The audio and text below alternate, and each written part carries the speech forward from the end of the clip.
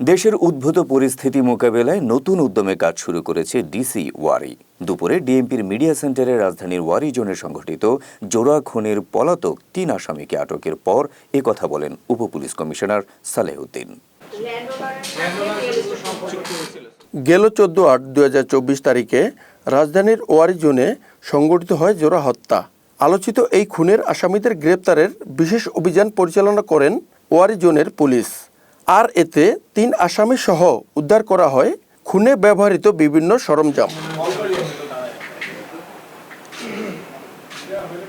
পরে ডিএমপির মিডিয়া সেন্টারে আয়োজিত এক সংবাদ সম্মেলনে বিস্তারিত তুলে ধরেন ওয়ারি জোনের ডিসি সালেহউদ্দিন।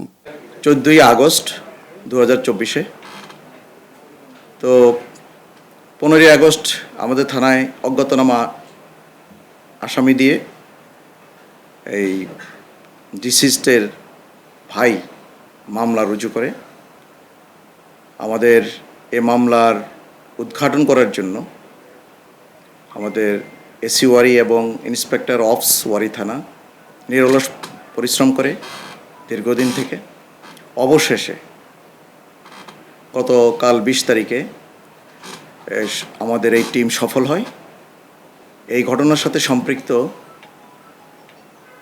উক্ত ল্যান্ড ওনার অ্যাডভোকেট আকবর এবং তার ছেলে আসিফ সুলতান সিফাত এবং ছেলের বন্ধু আজহারুল ইসলাম খান রিয়ান, এই 3 জনকে অভিযান পরিচালনা করে সাভার থেকে গ্রেপ্তার করা হয়।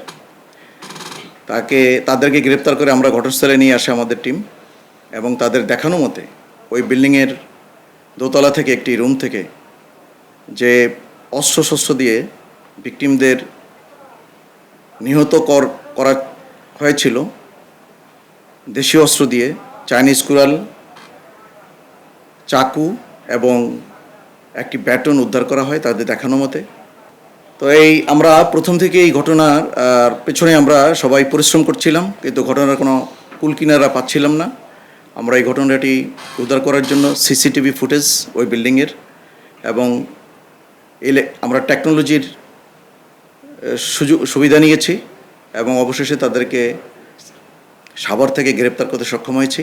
এ সময় সংবাদ সম্মেলনে দেশের বর্তমান পরিস্থিতিতে পুলিশের উপর জনগণের ক্ষোভ ও জনসেবা প্রসঙ্গে সাংবাদিকদের অন্য এক প্রশ্নের জবাবে তিনি আরও বলেন, 5 আগস্ট এবং তার পূর্ববর্তী অনেক ঘটনা প্রবাহের পরে